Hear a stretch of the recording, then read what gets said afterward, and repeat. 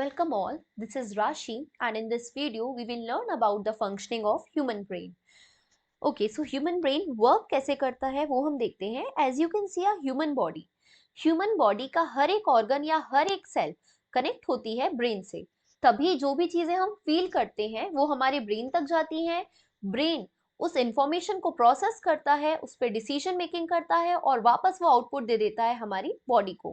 For example, जब भी हम किसी हॉट ऑब्जेक्ट को टच करते हैं तो जैसे ही हम उस चीज को फील करते हैं, उस ऑब्जेक्ट को, इंफॉर्मेशन हमारे ब्रेन तक ट्रांसमिट होने लगती है. और जैसे ही इंफॉर्मेशन हमारे ब्रेन तक पहुंची, हमें पता चला कि वो ऑब्जेक्ट हमारे लिए हार्मफुल है. वो इंफॉर्मेशन पे प्रोसेस किया हमारे ब्रेन ने, और प्रोसेस करके उसने जो आउटपुट दिया वो आउटपुट ब्रेन वापस पहुंचाएगा हमारी बॉडी तक. और उसके बाद हमारी बॉडी उस वर्क को या उस पर्टिकुलर फंक्शन को परफॉर्म करेगी. यही रीजन है कि जब हम अपनी तरफ कोई भी खतरा आता हुआ देखते हैं, हम उस जगह से हट जाते हैं. तो ये हो पाता है हमारी ब्रेन की थिंकिंग कैपेसिटी की वजह से. और क्योंकि हमारी पूरी बॉडी का main control and coordinating centre हमारा ब्रेन ही है, तो हमें पता होना चाहिए कि ब्रेन वर्क कैसे करता है. और जैसा कि मैंने बताया कि इंफॉर्मेशन हमारी पूरी बॉडी से हमारे ब्रेन तक कन्वे होती है, तो इंफॉर्मेशन कन्वे होने के लिए हमारे पास कुछ ना कुछ मीडियम होना जरूरी है.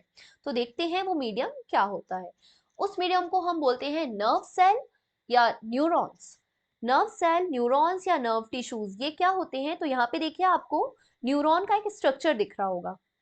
ऐसे ही कई सारे न्यूरॉन्स आपस में कनेक्ट होते हैं और कनेक्ट होकर ये एक वायर जैसा काम करते हैं हमारे ब्रेन तक इंफॉर्मेशन को कन्वे करने के लिए. देखते हैं इसके फंक्शंस क्या होते हैं. तो यहाँ पे देखिए न्यूरॉन दिख रहा है, यहाँ पे है डेंड्राइट. ये जो डेंड्राइट है, इसका टिप हमारी सेल से कनेक्ट होता है. यहाँ पे सेल होती है जिससे ये डेंड्राइट कनेक्ट होता है. डेंड्राइट सारे के सारे सेंसेशंस को रिसीव करता है और उसे इलेक्ट्रिकल सिग्नल में कन्वर्ट करता है. उसके बाद जो इलेक्ट्रिकल सिग्नल फॉर्म होते हैं वो ट्रेवल होते हैं सेल बॉडी के थ्रू. तो यहाँ पर आपको जो ग्रीन कलर में दिख रहा है, this is the cell body, और ये बीच में ब्लू कलर से न्यूक्लियस है. तो जो भी इलेक्ट्रिकल सिग्नल है वो डेंड्राइट से होते हुए जाते हैं हमारी सेल बॉडी में. सेल बॉडी के बाद ये जो रेड कलर से आपको दिख रहे हैं, दीज ऑल आर एक्सॉन्स. तो इन एक्सॉन्स के थ्रू वो सारे के सारे इलेक्ट्रिकल सिग्नल आगे बढ़ते हैं, ट्रांसमिट होते हैं. और जो एंडिंग पार्ट दिख रहा है ये है एक्सॉन टर्मिनल, या हम इसे कह सकते हैं नर्व एंडिंग. तो नर्व एंडिंग या एक्सॉन टर्मिनल के थ्रू अब क्या होता है, मैंने बताया सारे के सारे न्यूरॉन्स एक दूसरे से कनेक्टेड होते हैं. तो जो फर्स्ट एक्सॉन टर्मिनल है वो अगले न्यूरॉन के डेंड्राइट से कनेक्ट होगा. मतलब अगर ये टर्मिनल है तो ये अगले न्यूरॉन के डेंड्राइट से कनेक्ट होगा, फिर ये टर्मिनल है तो अगले न्यूरॉन के डेंड्राइट से कनेक्ट होगा. इसी तरह एक सेल से लेके हमारी ब्रेन तक पूरा का पूरा एक सिस्टम वर्क करता है, जो सारी की सारी इंफॉर्मेशन हमारी बॉडी से कन्वे करके in the form of electrical signal हमारे ब्रेन तक पहुंचाता है. ये बात जरूर ध्यान रखिएगा कि जो हमारा ब्रेन है वो इलेक्ट्रिकल सिग्नल्स को ही रिसीव करने में ज्यादा बेटर होता है. तो इसलिए जितनी भी इंफॉर्मेशन है हमारे ब्रेन तक वो इलेक्ट्रिकल सिग्नल के फॉर्म में ही जाती है. ये देखिए यहाँ पर आपको एक स्ट्रक्चर दिख रहा होगा जिसमें जो पर्सन है वो इस ऑब्जेक्ट को टच कर रहा है और उसने जो भी फील किया, यहाँ पे न्यूरॉन्स के थ्रू सारी की सारी इंफॉर्मेशन ट्रेवल होके जा रही है हमारे ब्रेन तक. तो इसी तरह से कुछ वर्क करता है ह्यूमन ब्रेन और न्यूरॉन्स. अब देखते हैं ह्यूमन ब्रेन में पार्ट्स कौन कौन से होते हैं. तो मेनली ह्यूमन ब्रेन में 3 पार्ट्स होते हैं. The first one is the fore brain. ये जो सामने वाला पार्ट होता है this is called the fore brain. The second one is the mid brain. तो यहाँ पे जो आपको सेंटर वाला पार्ट दिख रहा है, ये वाला, this is called the mid brain. और the third one is the hind brain. Hind brain, ये जो आपको यहाँ पे ये तीनों चीजें दिख रही हैं, ये पूरा का पूरा हिंड ब्रेन है. हिंड ब्रेन में 3 चीजें होती हैं, पॉन्स, मेडुला और सेरेबेलम. तो होप आपको ये 3 पार्ट्स क्लियर होंगे, forebrain, midbrain and hindbrain. और हिंड ब्रेन के 3 parts, pons, medulla and cerebellum. उसके अलावा हमारी बॉडी में, क्योंकि ब्रेन काफी ज्यादा डेलिकेट ऑर्गन है और अगर ह्यूमन ब्रेन नहीं होता तो हमारी पूरी की पूरी बॉडी कंट्रोल और कोऑर्डिनेट नहीं कर पाती. तो इसको प्रिवेंट करना भी जरूरी है. तो उसको सेफ्टी प्रोवाइड करने के लिए होता है स्कल. स्कल ये एक बोनी बॉक्स होता है, मतलब बोन से बना हुआ बॉक्स रहता है जिसके अंदर हमारा ब्रेन प्रोटेक्टेड रहता है.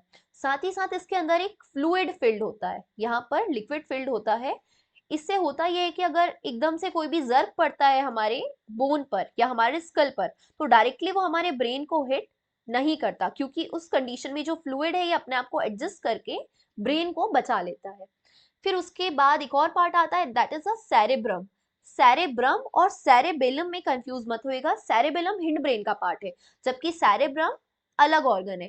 सेरेब्रम का काम होता है जितनी भी इंफॉर्मेशन है हमारे बचपन से लेके हमारी लाइफ के एंड होने तक, सारी की सारी इंफॉर्मेशन हमारे सेरेब्रम में कंट्रोल होती है। जैसे जैसे नई नई इंफॉर्मेशन कंट्रोल होती जाती है, यहाँ पे जो श्रिंक्स हैं, नंबर ऑफ श्रिंक्स, ये वैसे वैसे बढ़ते जाते हैं और उस इंफॉर्मेशन को स्टोर होने के लिए जगह बनाते जाते हैं। तो ये वर्क होता है सेरेब्रम का। उसके बाद होता है spinal cord.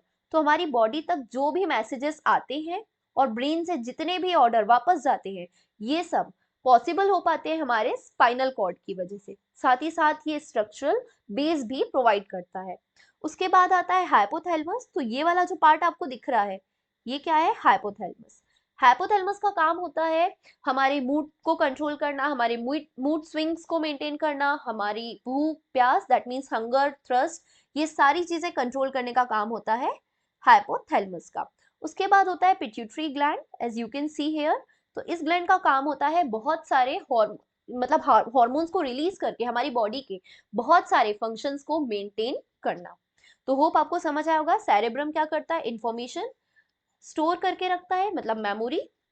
Spinal cord messages को कन्वे करती है। हाइपोथैलेमस हमारी भूख प्यास इन सब चीजों को कंट्रोल करता है। पिट्यूटरी ग्लैंड का काम होता है हार्मोन्स रिलीज करना to maintain various body functions. उसके अलावा फोर ब्रेन, मिड ब्रेन और हिंड ब्रेन, ये क्या काम करते हैं आइए देखते हैं। तो जो फोर ब्रेन होता है, this is the main thinking and processing part. जो हमारी हमारी हमने जो भी इंफॉर्मेशन ली है या गेन की है हमारे सराउंडिंग से, उस पे सोचना और उस पर डिसीजन मेकिंग करना, ये पार्ट होता है, ये काम होता है हमारे फोर ब्रेन का।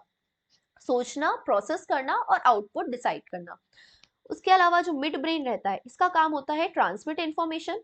मतलब फोर ब्रेन ने जो भी आउटपुट बनाया है या जो भी डिसीजन लिया है, उसको ट्रांसमिट करना।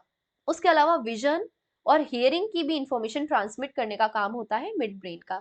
हमारी स्लीपिंग साइकिल कंट्रोल करता है और पेन जो हमें फील होता है वो फील हो पाता है just because of the mid brain. The next part is the hind brain. Hind brain coordinate the main survival functions. मतलब हमें सर्वाइव करने के लिए जो भी मेन फंक्शंस होते हैं, उन फंक्शंस के बीच में कोऑर्डिनेशन बनाने का काम होता है हिंड ब्रेन का, जैसे कि ब्रीदिंग और रेस्पिरेशन। अब हमने पढ़ा था हिंड ब्रेन के तीन पार्ट्स होते हैं, pons, medulla and cerebellum. Pons क्या करता है? So it controls the unconscious process. मतलब जो हमारे कंट्रोल में नहीं होती है या हम जब अनकॉन्शियस होते हैं उस कंडीशन में, जैसे कि अगर हम सो रहे होते हैं तब भी हमारा जो हार्ट रेट रहता है वो प्रॉपर बैलेंस रहता है।